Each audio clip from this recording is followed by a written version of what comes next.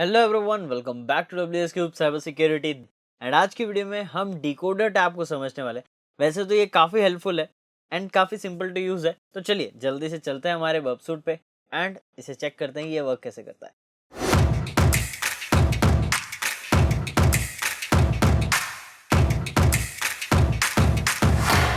चलिए आ चुके हैं हम हमारे पैरेट ऑपरेटिंग सिस्टम में एंड टर्मिनल हमने ओपन कर चुके हैं। चलते हैं वेबसूट प्रो पे। वेबसूट प्रो हमने ऑन कर दिया है। सिंपली इसको ओके करते हैं एंड स्टार्ट करते हैं। चलिए टेक्निकली ये स्टार्ट होता है तब तक हमें एट मोमेंट तो यहाँ पे कोई ब्राउज़र ऑन करने की ज़रूरत नहीं इसकी वर्किंग को समझने के लिए। बट स्टिल जब भी आप प्रोसेस कर रहे हैं तब इसकी ज़रूरत या नीड आपको पड़ती है कई सारे। जब आप कुकीज़ गेस करते हैं, user name and passwords encrypted होते हैं, इनकोडेड होते हैं, हैश्ड होते हैं, वो सारी चीज़ों में हेल्प करता है ये। चलिए चलते हैं हमारे डिकोडर टैब पर और इसको समझते हैं। एट मोमेंट लेट्स सपोज आपको कुछ टेक्स्ट मिला या कुछ सेलेक्टेड कुकी मिली जो आपको पता नहीं है कौन से टाइप में है। तो यहाँ पे आप उसकी टाइप चेक कर सकते हो। साथ ही साथ अगर आपको बनानी भी है कोई टाइप की एनकोडिंग, जैसे आपको फॉर एग्जांपल अगर कोई आपका पेलोड है, उसको एक्स वाई जेड पेलोड मान लेते हैं। अभी मैं यहाँ पे एग्जैक्ट पेलोड लिख के नहीं बताऊंगा, बट एक्स वाई जेड अगर पेलोड है और उसको आपको एनकोड करना है यूआरएल एनकोडिंग में या बेस 64 में, तो आपको बस एनकोड एज एंड बेस 64 पे क्लिक कर देना है एंड सिंपली यहाँ पे ये एनकोड कर देगा। अब ऐसे ही आप कई सारी चीज़ें कर सकते हो। अभी के लिए मैं इसको रिमूव करता हूँ एंड मेरा नेम लिखता हूँ। अब इसने इसको एनकोड एज तो कर दिया है बेस 64। हम चाहें तो प्लेन करके नॉर्मली इसे रख सकते हैं, है ना।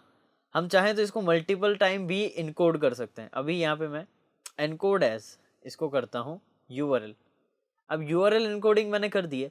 सेकेंडली बस इसको भी मैं एज एन एचटीएमएल इनकोड कर देता हूँ, यानी मैंने डबल इनकोडिंग कर दी।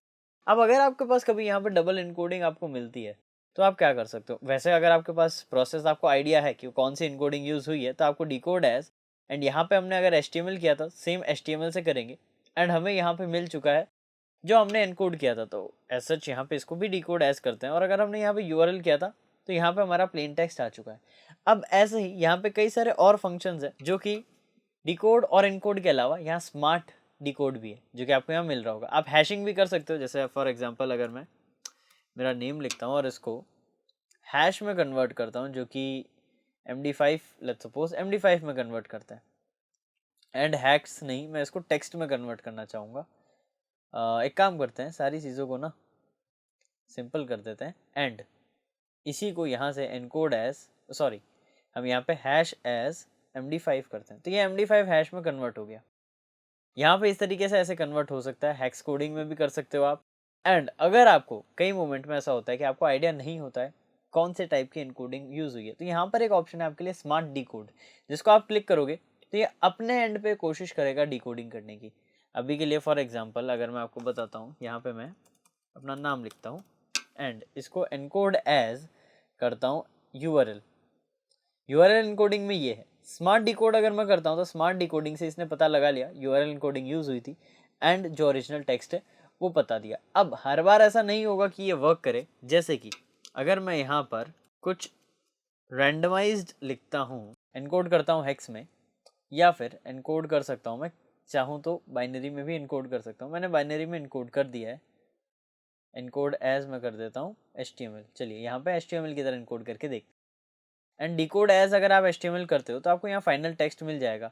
बट अगर हम इसमें स्मार्ट डिकोड लगाते हैं, यानी इसके फंक्शन को चेंज करते हैं एंड सीधा डायरेक्ट हम स्मार्ट डिकोड पे क्लिक करते हैं तो स्मार्टली डिकोड कर देगा। इनकोडिंग है तो डिकोड करना आसान रहेगा। बट अगर हैश फॉर्म में आपने इसको कन्वर्ट करा है तो इसके लिए ढूंढना मुश्किल हो जाएगा स्मार्ट डिकोडिंग में, क्योंकि हैश को रिवर्स करा नहीं जाता। आप सभी जानते हैं हैश एक इररिवर्सिबल प्रोसेस है। हैशिंग एक इररिवर्सिबल प्रोसेस है। तो यहाँ पे एनकोडिंग अगर यूज़ हुई है उसे आप इजीली स्मार्ट डिकोड से डिकोड कर सकते हो, बट हैश को नहीं कर सकते। अब यहाँ पे ये चीज़ ड्रॉबैक है, बट ड्रॉबैक नहीं कहेंगे क्योंकि ये हैशिंग ही ऐसी चीज़ है। हैशिंग कभी भी रिवर्सिबल होती ही नहीं है, इसीलिए हैश को हम कैलकुलेट करते हैं हमेशा कंपेयर करके। स्टिल यहाँ पे अगर आप कुछ भी करते हैं जैसे चाहें उसे इनकोड कर सकते हैं एंड डिकोड के लिए कई सारे ऑप्शंस है जो आपकी हेल्प करेंगे।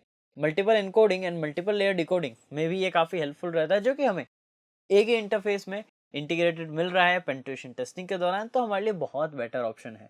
तो इसको ज़रूर चेकआउट करें एंड ये आगे आपके टेस्टिंग जर्नीज में बहुत हेल्प करेगा। जैसे कि जब हम कभी सेशन टोकन को चेक करते हैं यूआरएल्स के अंदर डेटा जा रहा है, किस फॉर्म में जा रहा है, क्या डेटा जा रहा है, कभी अगर यूआरएल इनकोडेड है तो हम उसे चेक करते हैं। तो यहाँ पे हमारे लिए बहुत हेल्पफुल रहता है ये टूल। या फिर इसे हम कई और जगहों भी यूज़ कर सकते हैं जहाँ हमें एरर जनरेट करनी होती है या एक अटैक टेस्ट करना होता है, तो इस चीज़ों में आप इसका यूज़ कर सकते हैं। चलिए, तो होप आपको ये चीज़ें क्लियर हुई हो। अगर आपका कोई भी क्वेश्चन या डाउट है इससे रिलेटेड तो कमेंट सेक्शन में आप ज़रूर मेंशन कर सकते हैं। हम आगे की चीज़ों को और सीखेंगे, नेक्स्ट वीडियोस में हम और डिटेल चीज़ों को क्लियर करेंगे ताकि हम इसके सारे टैब्स को समझें और पेनिट्रेशन टेस्टिंग के दौरान बर्ब सूट को बहुत एफिशिएंटली और अच्छे से यूज़ कर पाएँ।